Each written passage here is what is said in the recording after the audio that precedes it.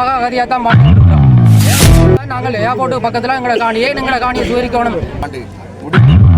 தான் இந்தியா செல்வேன் என்பதையும் அனைவருக்கும் கால வணக்கத்தை தெரிவித்துக் கொண்டு முதலிலே இந்த சமூக குடியேற்ற அமைப்பின் முன்முடியேற்ற அமைப்பின் கோரிக்கையேற்று இந்த நாட்டின் சகல பாதையிலுமிருந்து வருவதற்கு உறவுகளுக்கு முதல்ல நாங்கள் ஒரு நன்றியை சொல்ல வேண்டும் சொல்லிக்கொண்டு 1985ஆம் ஆண்டு முதலாவது இடம்பெயர்த்தை சந்தித்தவரில் நானும் ஒருவன். பலாலி விமான நிலையத்துக்கு அருகிலே இருந்து இராணுவத்தால் வெளியேற்றப்பட்டு இன்று வரை நாங்கள் ஆதி வாழ்க்கையை வாழ்ந்து கொண்டிருக்கிறோம்.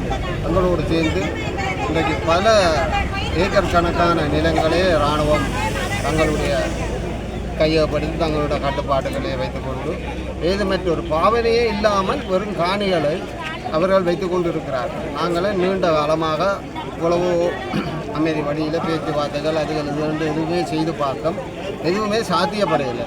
ஆகையினால் வழிவடக்க பொறுத்தவரையில் கடந்த காலங்களில் மயிலிட்டி பலாலி மக்கள் எல்லாம் நீண்ட காலமாக ஒரு ஆர்ப்பாட்ட கவனஈர்ப்பு போராட்டங்களை செய்து கொண்டு வந்தவர்கள். இப்போ நாங்களும் அதுக்கு ஆதரவை கொடுத்தமேதொழிய நாங்கள் அப்படியான ஒரு போராட்டத்தை இதுவரையும் செய்யலை, ஆர்ப்பாட்டங்களை செய்யவில்லை. ஆகையினால் தான் நாங்கள் இன்றைய தினம் இப்படி ஒரு கவனஈர்ப்பு போராட்டத்தை செய்து நமது காணிகளை விரைவில் விடுவிக்கப்பட வேண்டும் என்றதை அவைக்கு மீண்டும் மீண்டும் வலியுறுத்தி கொண்டிருக்கிறோம். என்ன சொன்னால் இன்றைக்கு பாருங்கள், யுத்தம் முடிஞ்ச 17 வருடங்களாகிவிட்டது. 17 வருடங்களில் இப்போ இந்த பல அரசாங்கங்கள் மாறினாலும் இப்போ இருக்கிற அரசாங்கம் ஒரு நம்பிக்கையை தந்தது என்னென்று சொன்னால் இந்த காணிகள் மக்களுக்கு திரும்ப மீளவும் ஒப்படைக்கப்படும் என்று சொல்லி நம்பிக்கையோடு காத்திருந்தோம். அதுகளும் இப்போ சாதிக்கப்படாது இல்லை. ஆனால் அப்படின்னா தான் நாங்கள் இன்றைக்கு இந்த கவனஈர்ப்பு போராட்டத்தை ஆரம்பிச்சிருக்கிறோம். அதை தொடர்ந்து நாங்கள் இராணுவத்தின் அரசாங்கத்தின் நிலப்பாட்டை பார்த்து தொடர்ந்து நாங்கள் இந்த போராட்டத்தை முன்னெடுப்போம் என்பதை 40 வருஷத்துக்கு மேலாக நாங்கள் எங்களோட இடங்களை விட்டு நாங்கள் இடம்பெயர்ந்து போய் இன்னும் நாங்கள் சொந்த நாட்டில் சொந்த இடத்துல நாங்கள் அகதிகளாக வாழ்ந்து கொண்டிருக்கிறோம். எங்களுக்கு எங்களோட மக்கள் நிறைய பேர் அகதிகளாக வாழ்கிற கட்டத்தில் எங்களுக்கு சொந்தமாக இடமும் இல்லை, ஒரு வீடும் இல்லை, ஒன்றும் இல்லை. நாங்கள் வீடு மாறி மாறி போய்கொண்டு இவ்வளோ கஷ்டத்தை அனுபவித்து கொண்டு நாங்கள் இருக்கிறோம். வயல் செய்கிற தோட்டம் செய்கிற மக்கள் எல்லாம் வந்து கொண்டு அவர்களுக்கு தோட்டம் செய்ய முடியலை. எங்களுக்கு எந்த ஒரு உதவியும் இல்லை. நாங்கள் எவ்வளவோ கஷ்டத்தின் மத்தியில் நாங்கள் வாழ்ந்து கொண்டிருக்கிறோம். தயவு செய்து ஜனாதிபதி அவர்களை உங்களை நாங்கள் தேர்ந்தெடுத்தது நீங்கள் எங்களுக்கு ஒரு முடிவு காலத்தை எங்களுக்கு தருவீங்கள் என்று தான் நாங்கள் நம்பி உங்களுக்கு நாங்கள் ஒட்டுப்பட்டு உங்களை நாங்கள் கவர்மெண்ட் எடுத்து நாங்கள் அதனால் நீங்கள் எங்களுக்கு எங்களோட இடத்த விட்றோம்னு சொன்னீங்க. நாங்கள் நம்பினோம். இப்போ எத்தனை வருஷம் நம்பி எங்களால் இனி நம்ப முடியலை. உங்களால் உங்களை நம்ப முடியாமல் இருக்கிறது. தயவு செய்து நீங்கள் இருக்கும்போதே எங்களுக்கு எங்களோட இடத்தை எங்களோட சொத்தை எங்களுக்கு தந்து நீங்கள் விடணும். நாங்கள் எங்களுக்கு இருக்கையில் எங்களுக்கு எங்கேயுமே இருக்க முடியாத நிலைமை இருக்கிறோம். எங்களோட சொந்த மண்ணை, எங்களோட ஆலயங்களை, எங்களோட பாடசாலைகளை, எங்களுக்கு ஐஸ் ஃபேக்ட்ரி இருக்குது. எல்லாத்தையும் நீங்கள் எங்களுக்கு விட்டு தரணும். ஜனாதிபதிகளே உங்களை தாழ்மையோட கேட்டுக்கொள்கிறோம். மக்கள் ரீதியாக மக்கள் எல்லாரும் கேளுங்க. எங்களுக்கு நீங்கள் எங்களோட இடங்களை எங்களோட சொத்துக்களை எங்களுக்கு மீட்டு தர வேணும். உங்களால் மட்டும்தான் முடியும். வேறு எந்த இதாலையும் எங்களுக்கு தர முடியாதுன்றது எங்களுக்கு தெரியும். எங்களுக்கு தெரிந்ததுனால நாங்கள் உங்களையே நாடினாங்கள். அதனால் நீங்கள் எங்களோட சொத்தை எங்களோட பூமியில் சும்மா இருக்கிற பூமி சும்மா தான் இருக்குது. நீங்கள் எந்த பலனும் பெறவில்லை. சும்மா தான் எங்களோட பூமியில் காடு பற்றி போயிருக்குது. தயவு செய்து எங்களோட சொத்துக்களை தந்துடுங்க. நாங்கள் அகதியாக வாழ்ந்தது போதும். இனியும் எங்களுக்கு வீடு அலைய முடியாது. நாங்கள் மிச்சம் கஷ்டப்படுறோம். தயவு செய்து ஜனாதிபதி அவர்களே எங்களுக்கு நீங்கள் இந்த முடிவு எடுத்து எங்களோட சொத்துக்களை எங்கள்கிட்ட தரவணும் என்று தாழ்மையிடம் கேட்டுக்கொள்கிறோம். நாங்கள் பொதுவாக என்னத்துக்காக இந்த போராட்டம் நடக்குதுன்னு சொல்லிங்கன்னா கிட்டத்தட்ட 36 வருஷமாக நாங்கள் முகாமில் இருக்கிறோம். அதாவது தற்காலிக வீட்டு திட்டத்திலாம் இருக்கிறோம். எங்களுக்கு நிரந்தர வீட்டு திட்டம் இல்லை. எங்களுடைய காணிகள் அதாவது இராணுவம் விவசாயம் செய்து காணியை விவசாயம் செய்து மற்றது ஆஸ்பத்திரி கட்டுது. இந்த விதமாக அவங்க பயனடைகிறாங்க. இன்றைக்கு பொதுவாக எடுத்துக்கொண்டால் அதாவது பாதுகாப்புக்கு நிதி ஒதுக்கப்பட்டிருக்குது. எங்களுடைய நிதி எங்களுடைய மக்களுடைய நிலங்களிலேயே இவங்க விவசாயம் செய்ய வேண்டும். நிறைய விவசாயம் செய்து இவங்க வளப்படுத்துகிறாங்க. நாங்கள் எங்களோட காணியில் நாங்கள் விவசாயம் செய்து நாங்கள் வாழ வேணும். அதனால முடிந்தளவு எங்களுக்கு அந்த காணியை அன்னூறு அரசாங்கம் பெற்று தர வேணும். ஏன்னு சொல்லிச்சுனால் இது வந்த டைம், அதாவது எலெக்ஷன் வந்த டைம் எங்களுக்கு அந்த காணி தரப்படும் என்று சொல்லப்பட்டது. இதுவரையும் விட்டு தர இல்லை. நாங்கள் கிட்டத்தட்ட 36 வருஷமாக அகதியாக தான் வாழ்ந்து கொண்டிருக்கிறோம். ஏர்போர்ட்டில் தான் நாங்கள் ஏர்போர்ட்டுக்கு பக்கத்தில் எங்களை காணி ஏன் எங்களை காணியை சுவரிக்கணும், எங்களுக்கு நட்டாடு தேவையில்லை, எங்களுக்கு வந்து எங்களை காணி மீட்கப்பட வேண்டும், நாங்கள் அந்த சொந்த இடத்துல இருக்கணும். கிட்டத்தட்ட ஒரு குடும்பத்தில் வந்து 4-5 புள்ளிகள் அந்த புள்ளிகளுக்கு நாங்கள் வந்து காணி எங்கே கொடுக்க வேண்டும், எங்களுக்கு எங்களோட காணி எங்களுக்கு வேணும். அதனால் இந்த போராட்டம் நாங்கள் செய்கிறோம். எங்களுக்கு அன்னொரு அரசாங்கம் வெகு சீக்கிரத்தில் இந்த காணியை எங்களுக்கு மீட்டு தரணும். எங்களுக்கு நட்டாடு தேவையில்லை, மாற்று காணியும் தேவையில்லை, எங்களுக்கு இந்த காணி எங்களுக்கு வேணும். ஓகே.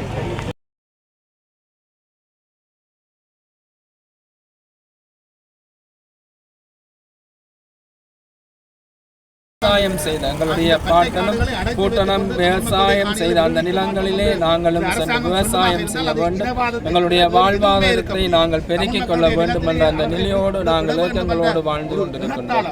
எனவே இந்த நிலையிலே இந்த அரசாங்கம் ஆட்சிக்கு வருகின்ற போது மக்களுடைய நிலங்கள் மக்களுக்கு கொடுக்கப்பட வேண்டும் என்று சொல்லி கூறி வந்தது. எனவே கட்டம் கட்டமாக அவர்கள் சில இடங்களை விட்டிருந்தாலும் இன்னும் விட வேண்டிய இடங்கள் நிறைய இருக்கின்றது. இந்த இடங்களை எங்களுக்கு விட்டு தர வேண்டும் என்று சொல்லி, இந்த இடங்கள் எங்களுக்கு கிடைக்கப்பட வேண்டும் என்று சொல்லி ஆதங்கங்களோடும் பெரும் எதிர்பார்ப்புகளோடும் இங்கே குழுமி வந்திருக்கின்ற ஒவ்வொரு மக்களும் எதிர்பார்த்திருக்கின்றார்கள். எனவே இதற்குரிய நடவடிக்கைகளை இதற்கு உரியவர்கள் எடுத்து மிக விரைவிலே எங்களுடைய அந்த இடத்தை எங்களுடைய அந்த தேசத்தை பெற்றுத்தர வேண்டும் என்று நாங்கள் ஆதங்கத்தோடு கேட்டிருக்கின்றோம். இந்த நிலங்களை நாங்கள் பார்க்கின்ற வேளையிலே எங்களுக்கு ஒரு பாட்டின் வரி ஞாபகத்துக்கு வருகின்றது. தூரம் அதிகம் இல்லை என்ற அந்த பாட்டிலே வருகின்ற அந்த நிலம் இதோ பாரும், எங்களுடைய நிலங்கள் அங்கே தெரிகிறது. இது தமிழர்களுடைய நிலம் தானே. இந்த விவசாய நிலங்கள் விளையவில்லை போலும், இது தமிழர்களின் நிலங்களால் இருப்பதால் விளையவில்லை போலும் என்று சொல்லி அந்த வசனங்கள் எங்களுக்கு ஞாபகம் வருகின்றன. எனவே எங்களுடைய இந்த நிலங்கள் மீட்கப்பட வேண்டும், மீண்டும் நாங்கள் வளமையாக பசுமையோடு வாழப்பட வேண்டும் என்ற அந்த ஆதங்கத்தை கேட்டு நிற்கின்றோம். இந்த வேளையில் இந்த சந்தர்ப்பத்தை வழங்கியதற்கு நன்றி. ரூஜின் ரெஜினோ, நான் கோலாட்டி ரோசேரியன் சபையை சார்ந்தவர். இந்த வேளையிலே எங்களுடைய அந்த சபையை பற்றி நான் ஒரு சிறு வார்த்தைகள் சொல்ல நினைக்கின்றேன். அதாவது 1877ஆம் ஆண்டு கோலாட்டி என்னும் புனித அந்தோனியார் கோயில் கட்டி முடிக்கப்பட்டது. இங்கே மக்கள் பல வழிபாடுகளை செய்து வந்தார்கள். 1928ஆம் ஆண்டு கோலாட்டி சபை இந்த மண்ணிலே ஆரம்பிக்கப்பட்டு இங்கே அருள் தந்தை வணக்கத்துக்குரிய தோமஸ் அடிகளாரினால் இந்த சபை உருவாக்கப்பட்டு பல அருள் சகோதரர்களும் குருக்களும் வாழ்ந்தார்கள். அவர்கள் இந்தியாவிலே இருந்து வந்து இங்கே ஒரு மௌன மடமாக வாழ்ந்து கொண்டிருந்தார்கள். தங்களுடைய வேர்வையை சிந்தி தங்களுடைய செபத்தாலும் தபத்தாலும் இந்த இடத்திற்காக அவர்கள் ஜபிப்பதிலும் மிக கவனமாகவும் ஆர்வமாகவும் இருந்து வந்தார்கள். தற்பொழுது இறந்து போன எங்களுடைய அருள் தந்தை தோமஸ் அடிகளார் வத்திக்கான் சபையினாலே ஒரு புனித நிலைக்கு உயர்த்தப்பட இருக்கின்றது. அந்த புனிதர் தவம் செய்து வாழ்ந்த அந்த இடமும் இந்த ஆமியின் கட்டுப்பாட்டுக்குள்ளே இருக்கின்றதனால் எங்களுடைய அந்த தாய் மடமும் மீட்கப்பட வேண்டும் என்ற அந்த ஆதங்கத்தோடு நாங்கள் குருவானவர்கள் இங்கே வந்திருக்கின்றோம். எனவே இதுவும் கிடைக்கப்பட வேண்டும் என்று சொல்லி நாங்கள் ஒவ்வொருவரும் விரும்பினோம். நன்றி.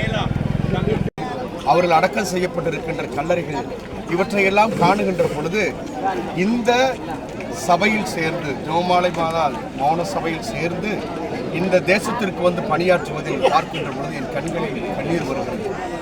இவ்வளவு புனிதமான பூமியில் உருவாகிய எங்கள் இந்திய சகோதரர்கள் குருக்கள் எங்களுக்கு வந்து பயிற்சிகள் கொடுத்து 42 ஆண்டுகள் கழித்து நாங்கள் இந்த இடத்திலே வந்து அதை காண்கின்ற பொழுது எங்களுடைய மகத்துவம் புரிகிறது. இன்னும் 2 ஆண்டுகள் கழித்து 100 விழா கொண்டாடுவதற்கான ஏற்பாடுகளை எங்களது சபை முன்னேற்றெடுத்திருக்கின்றது.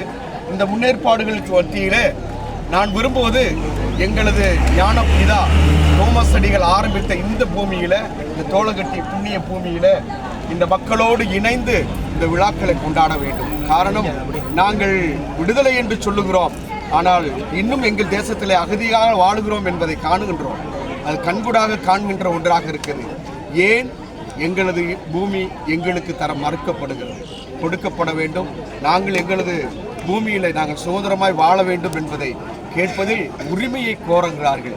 நான் இந்திய தேசத்திலிருந்து வந்திருந்தாலும் இந்த பூமியிலிருந்து உருவாகிய ஒரு சுதந்திரமும் ஒரு முழுமையான வழிநடத்தலும் தான் என்னை இங்கே நிற்க செய்திருக்கிறது. ஆகவே இந்த ஒரு சூழலில் இந்த மக்களோடு இணைந்து எங்கள் மண் எங்களுக்கு திரும்பி தர வேண்டும், நாங்கள் இந்த பூமியிலே வாழ வேண்டும். அதை நான் ஆண்டவரிடத்தில் பிரார்த்திக்கிறேன். 1928ஆம் ஆண்டு ஆரம்பிக்கப்பட்டது. 2028ஆம் ஆண்டு நூற்றாண்டு விழா இதில் கொண்டாட உங்களுடைய மண் உங்களுக்கு திருப்பி தரப்பட, எங்களுடைய மண் எங்களுக்கு திருப்பி தரப்பட நான் இறைவனிடத்தில் பிரார்த்திக்கிறேன். இந்த ஒரு அற்புதமான கூடுகை எல்லோரும் வந்து எங்கள் மண் எங்களுக்கு உரிமை என்று சொல்வதில் அர்த்தம் உண்டு, ஆழம் உண்டு. உழைத்ததில் வாழ்ந்ததில் இரத்த சாட்சிகளாக நாங்கள் இருக்கிறோம். ஆகவே இதை எங்களுக்கு திருப்பி தந்து நாங்கள் எங்களிடத்தில் சுதந்திர பறவைகளாய் வாழ எங்களுக்கு விடுதலை தரும்படியாக கேட்கிறோம்.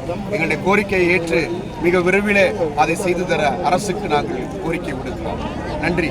உங்கள் அனைவருக்கும் இங்கே வந்திருந்து எல்லா விதமான ஏற்பாடுகளை செய்ததற்கும் இந்த செய்திகளை மக்களுக்கு எடுத்துச் செல்கின்ற உங்கள் செய்தியாளர் அனைவருக்கும் என் அன்பான வாழ்த்துக்களையும் ஜெபங்களையும் தெரிவித்துக் கொள்கிறேன்.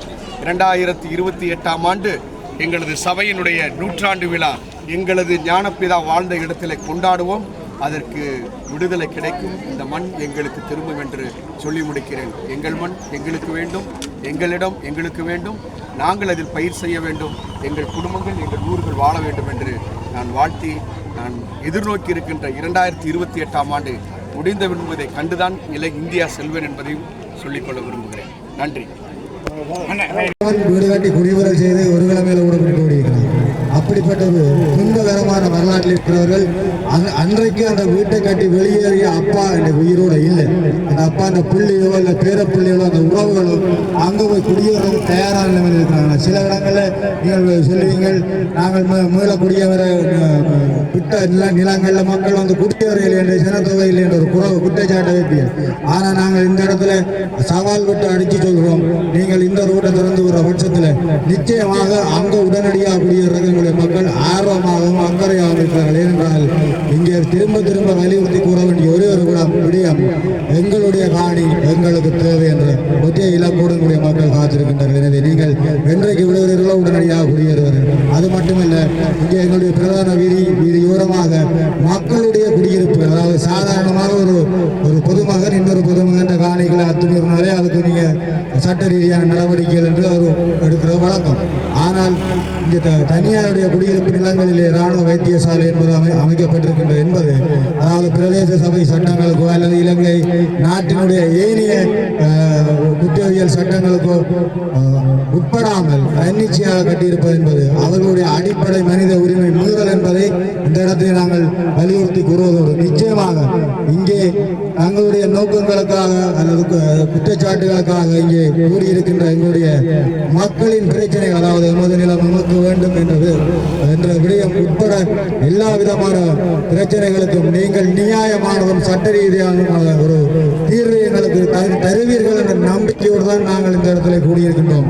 இங்கே எங்களுடைய போராட்டம் கலந்து கொண்டிருக்கின்ற மக்கள் தொடர்பாக நாங்கள் யாரும் எந்த ஒரு வன்முறையையும் பிரயோகிக்கவில்லை.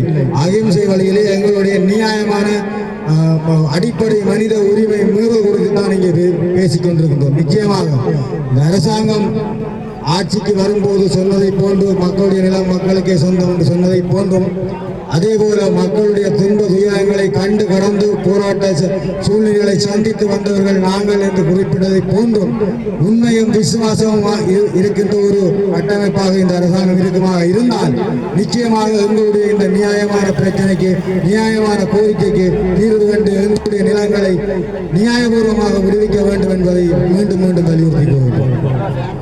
வசம் வந்து எவ்வளவு ஏக்கர் காணிகள் விடுபட வேண்டியிருக்கிறது. வசாபுலான் என்ற கிராமத்தில் வந்து எவ்வளவு ஏக்கர் காணிகள், எத்தனை கிராம சேவலத்திற்கு விடுபட வேண்டியிருக்கிறது? 1990ஆம் ஆண்டு ஜூன் மாதம் பரிகாமம் வடக்கிலிருந்து மக்கள் யுத்த சூழ்நிலையால் விரட்டப்பட்டார்கள் இந்த நிலங்களில் இருந்து. இருந்தாலும் 2013ஆம் ஆண்டு மே மாதம் 28ஆம் தேதி பலிகாமம் வடக்கினுடைய 6376 ஏக்கர் நிலப்பகுதி உயர் பாதுகாப்பு வலயமாக குறிப்பிடப்பட்டிருந்தாலும் பின்னர் 2015ஆம் ஆண்டில் ஏற்பட்ட ஒரு ஆட்சி மாற்றத்தின் ஊடாக 2015 தொடக்கம் 19ஆம் ஆண்டு வரை காலமும் பிறகும் நடந்த காணி விடுவிப்பு கிட்டத்தட்ட 3300 ஏக்கருக்கு மேற்பட்ட நிலங்கள் விடுவிக்கப்பட்டிருந்தாலும் இன்னும் 2400 ஏக்கருக்கு மேற்பட்ட நிலங்கள் விடுவிக்கப்பட வேண்டிய நிலங்களாக இருக்கின்றது. அதனைத் தொடர்ந்து இந்த புதிய ஆட்சி மாற்றம் வரும்போது மக்களுடைய காணி மக்களுக்கு வழங்குவார்கள் என்ற அவர்களுடைய கொள்கை பிரகடனத்தின் அடிப்படையில் மக்கள் அவர்களுக்கு வாக்களித்திருந்தார்கள். கூடுதலான மக்கள் உங்களுக்கு தெரியும், யாழ் மாவட்டத்தில் இந்த முறை தேசிய மக்கள் சக்தி சார்பாக 3 பாராளுமன்ற உறுப்பினர் வந்ததற்கு அடிப்படை காரணமே மக்களுடைய காணி மக்களுக்கு வழங்கப்பட்டிருந்த அவர்களுடைய கொள்கை பிரகடனத்தின் அடிப்படையில் நம்பி வாக்களித்திருந்தார்கள். ஆனால் இந்த வாக்களித்தும் 2 ஆண்டுகள் கடந்தும் தங்களுடைய காணிகள் விடுவிக்கப்படவில்லை என்ற அடிப்படையில் மக்கள் தொடர்ச்சியாக தங்களுடைய போராட தொடங்கியிருந்தனர். அந்த வகையிலே இப்பொழுது மயிலிட்டியிலே ஒவ்வொரு வெள்ளிக்கிழமையும் தங்களுடைய போராட்டங்களை நடத்தி வருகின்றார்கள். தொடர்ச்சியாக ஒவ்வொரு வெள்ளிக்கிழமையும் மயிலிட்டி மக்கள் தங்களுடைய அவர்கள் கடத்தொழில் சார்ந்தவர்கள் வேறு எங்கும் குடியிருக்க முடியாது. ஆகவே இன்றைய பல இடங்களில் வாழ்ந்து வருகிற மக்கள் தங்களுடைய சொந்த இல்லங்களுக்கு வர வேண்டும் என்பதற்காக போராடி வருகின்றார்கள். இதேபோல பலாலி மக்கள் தங்களுடைய காணிகள் விடுவிக்கப்பட வேண்டும் என பலாலி சந்தியிலே போராட்டங்களை ஈடுபடுகிறார். குறிப்பாக பலாலி மக்கள் இவர்களை கூடுதலாக நம்பியிருந்தார்கள் என்ற காணிகள் விடுவிக்கப்பட வேண்டும். அதேபோல வசாவளான் பகுதி மக்களும் இன்றைக்கு இந்த போராட்டத்தை தொடர்ந்திருக்கிறார்கள் என்றால் வசாவளான் ஆனது 3 கிராம சேவையாளர் பிரிவுகளை உள்ளடக்கிய வசாவளான் கிழக்கு, வசாவளான் மேற்கு, பலாலி தெற்கு, இது எவ்வளவே உள்ளடக்கியது தான் வசாவளான் என்ற கிராமம். 3 கிராம சேவையாளர் பிரிவாக பிரிக்கப்பட்டது. இன்றைக்கு வசாவளான் கிழக்கிலே 20 ஏக்கர் நிலப்பகுதி என்ன விடுவிக்கப்பட வேண்டியிருக்கிறது. வசாவளான் மேற்கிலே 150 ஏக்கர் நிலப்பகுதி விடுவிக்கப்பட வேண்டியிருக்கிறது. பலாலி தெற்கிலே 70 ஏக்கர் நிலப்பகுதி விடுவிக்கப்பட வேண்டியிருக்கிறது. கிட்டத்தட்ட வசாவளான் என்ற ஒரு கிராமத்திலேயே 240 மேற்பட்ட ஏக்கர் நிலங்கள் விடுவிக்கப்பட வேண்டிய அந்த நிலங்கள் எந்த தேவைக்கும் இராணுவத்துக்கு பயன்படுத்த வேண்டிய தேவையில்லை.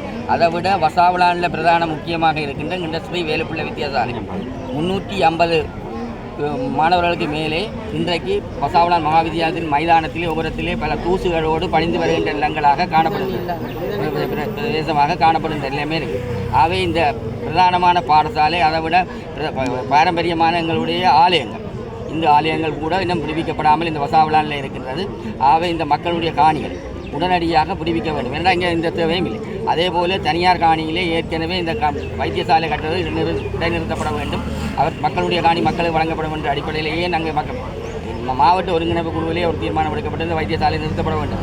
அதே போன்று பலாலி வீதியிலே கிழக்கு பகுதி முழுமையாக விடுவிக்கப்பட வேண்டும் என்று சொல்ல போவதும் தொடர்ச்சியாக அந்த இராணுவ வைத்தியசாலைகள் கட்டப்பட்டு வருகின்றன. இந்த இவ்வாறான நிலைமையில் இந்த காணிகள் விடுவிப்பது ஒரு கேள்விக்குறியான நிலைமையிலே காணப்படுகிறது. ஆனால் மக்கள் தொடர்ச்சியாக தங்களுடைய உரிமைகளை நிறைவேற்ற ஜனநாயக ரீதியான இந்த போராட்டம் முன்னெடுக்கிறது. ஆகவே வசாவளானில் விடுவிக்கப்பட வேண்டிய 3 கிராம சேவையாளர் பிரிவுகள் உடனடியாக, அதை விட வசாவளானில் ஒரு பகுதி விடுவிக்கப்பட்டிருந்தாலும் தம்பாலை ரோட்டிலால் கூட தான் அந்த மக்கள் பாவிக்க வேண்டிய தேவைப்படுது. ஆனால் இந்த அந்த பாதையில் கூட 500 மீட்டர் நீளமான பாதை விடுவிக்கப்படாமல் பலாலி வீதிகள் வந்து இணைய முடியாத நிலைமை அந்த மக்கள் மீள்குடியேறிய மக்கள் தங்களுக்கு போக்குவரத்து இடர்பாடுகளோடு வாழ்ந்து வருகின்றனர். ஆகவே உடனடியாக அந்த வீதி வளதாய் தம்பாலை ரோட்டு திறக்கப்பட வேண்டும். இவ்வாறான நிலைமையில் மக்கள் பல இடங்கள் நண்பர்கள் அயலர் வீடுகளிலும் பல இடங்களில் வாழ்ந்து வருகின்றார்கள். ஆகவே அவர்களுடைய காணிகளை விடுவித்து உடனடியாக இந்த அரசு அண்மையில் கிளிநொச்சி, முல்லைத்தீவு மாவட்டங்களுக்கான காணி விடுவிப்பு சம்பந்தமாக பிரதி பாதுகாப்பு அமைச்சர் தகவலை சொல்லியிருந்தார். கிளிநொச்சியில் குறிப்பிட்ட அளவு நிலங்கள் முல்லைத்தீவில் விட வேண்டும். ஆனால் யாழ் மாவட்டத்திலும் குறிப்பாக வலிகாமம் வடக்கிலே தனியார் காணிகள் விடுவிப்பு சம்பந்தமாக எந்தவித அறிவித்தல்களையும் அவர் வழங்கவில்லை. அண்மையில் பிரதி பாதுகாப்பு அமைச்சர் இங்கே வந்து சென்றிருந்த போதும் இந்த காணிகள் எல்லாம் விமான நிலைய விஸ்தரிப்புக்கு தேவையில்லை. நாங்கள் நிற்கின்ற இந்த பகுதிகளில் விமான நிலைய விஸ்தரிப்புக்கு எந்த காணியும் தேவையில்லை. குறிப்பாக வசாவளானில் இந்த பகுதியும் விமான நிலைய விஸ்தரிப்புக்கு தேவையில்லாத இல்லங்கள். ஆகவே விமான நிலைய விஸ்தரிப்புக்கு வேறு ஒரு இராணுவ தேவைக்கு பயன்பாடு இல்லாத இல்லமாக தான் இருக்கிறது வசாவளான். ஆகவே நாங்கள் இந்த பிரதானமான வசாவளான் பாதை விடுவிக்கப்பட்டிருந்தால் மக்களுடைய காணிகள் விடுவிக்கப்படவில்லை, அவர்களுடைய பாரம்பரியமான ஆலயங்கள் விடுவிக்கப்படவில்லை, பாடசாலை விடுவிக்கப்படவில்லை. அவற்றை உடனடியாக விடுவித்து இந்த மக்களுடைய ஜனநாயகமாக அந்த மக்கள் தங்களுடைய இல்லங்களில் குடியேறுவதற்கு உதவும்.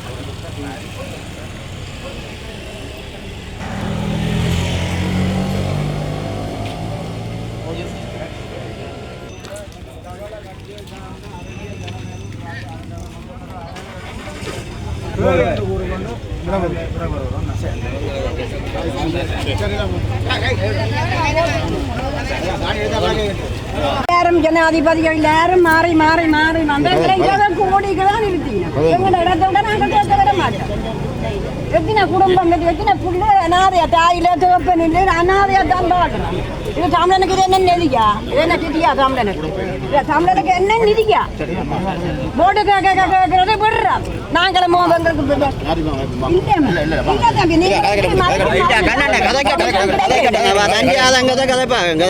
எங்களுக்கு நான் பழக்கிடக்க இந்த மண்ணை விட்டு பழக்கிடக்க எனக்கு 42 வயசு 76 வயசு. எங்களோட மண் இல்லை. அப்புறம் அந்த மண்ணே எங்களுக்கு உரிமை. அதை பார்க்க மொத்தம் கொட்டினா கொண்டு பார்க்க கொண்டு அழிஞ்சு போகும்.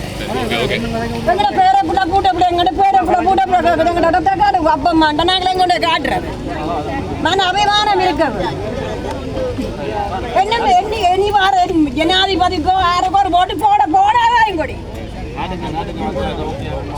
ஒரு போட்டு போடாதவங்க வந்தா கிடைச்சறியுங்க. கண்ணீரோட தான் தாழ்றோம். பணம் இருந்தேன்னா பண்டம் இருந்தேன். எங்களுக்கு பணமும் வேண்டாம் பண்டமும் வேண்டாம். எங்களை நிலத்தை விட்டாக்காது. எத்தனை காலம் 36-37 வருஷமாச்சு ஆக்கிரமிச்சு சும்மா இருக்க முடியணும் இல்லையா? சும்மா இருக்க நிலத்தை விடுறாங்க இல்லையா? எங்க நிறுத்த முடியணும் இல்லை. அதுக்கு ஒரு முடிவு காணப்படும். நாங்கள் இந்த இது கேட்குற அந்த தம்பி அப்படி அப்படின்ற வீடு இல்லை, வாசல் இல்லை, கோயிலை இடிச்சு கோமரத்தை அடிச்சு எல்லாம் இடிச்சு தள்ளினீங்க. ஈனர் அக்கம் கேட்க நீங்கள் இறப்பிலாக்காதுன்ற குழந்தைங்களா? நாங்கள் பனங்கோட்டை சொல்லி வாங்கணும். திரும்பி திரும்பி தானே போறோம். பார்க்க விடுறீங்களா? ஒருக்கா பார்க்க விடுங்க பார்ப்போம். காணும் உங்களுடைய ஒன்று இருக்க மாட்டோம். சமாதானம். நான் பொறுமையாக தான் இருந்தேன். நான் விடுவியல் பார்ப்போம் கொள்ளுவோம்டா பொறுமையாக தான் இருந்தேன். எங்களோட பிள்ளைகள் கேட்குது, பேரப்படா பூட்டப்படா கேட்குது. இடத்த காட்டுன்னு கொண்டு கேட்டா யாரையா காட்டு கூட போகும். வந்துருங்க ஆதிபதியாக இருந்தா நேரு வேறு ஒரு போட் கிடையாது. அவன் சசியாண்டர் என்ன போக போடாது கேட்குதாண்டாக்கா? அம்மா கோயிலா காட்டு கோவிலத்தை காட்டுடா அவங்கடைய தான் அவங்கடைய தான் காட்டுறேன். பொறுமையாக இருக்க தானே எங்களுக்கு காட்டு. தம்பி நான் போனது 36 வயசு. இந்த எனக்கு 76 வயசு. ஆனால் அங்கே காணி வேண்டி வீடு கட்டி தான் இருந்தாலும் எங்கிட்ட தேமண்ணை விட்டா காணும் தானே. நாங்கள் உடையாக ஆண்டு படிக்கிட்டாங்க.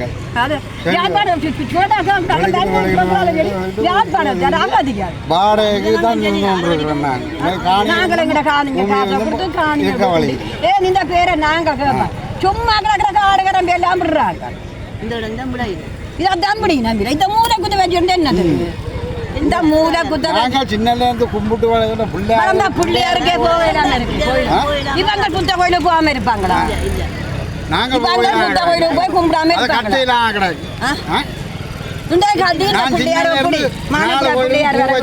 நான் பொறுமையா இருந்தேன். நான் கதைக்கக்கூடாது கதைக்கக்கூடாது பொறுமையா தான். தம்பியான 2 பேரை பிள்ளையார் போக போதே நான் கேட்குது. அம்மா அந்த பிள்ளையார காட்டு உங்களுடைய காட்டுறீங்களா? போகிறீங்க வாரம்